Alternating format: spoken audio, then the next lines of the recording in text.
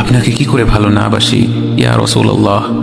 যখন আপনি আমাকে ভালোবেসেছেন সেই 1400 বছর আগে, যখন আপনি আমাকে মিস করতেন, আশা করতেন যেন আমার সাথে দেখা করতে পারেন, অথচ তখনও আমি জন্মই হইনি।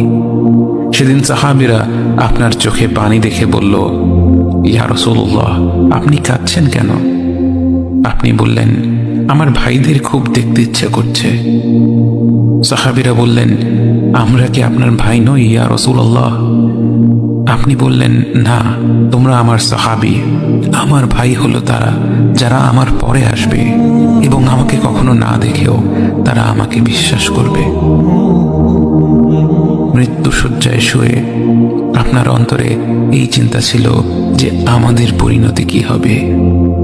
উম্মতি উম্মতি বলতে বলতে আপনি আপনার রবের নিকট ফিরে গিয়েছেন।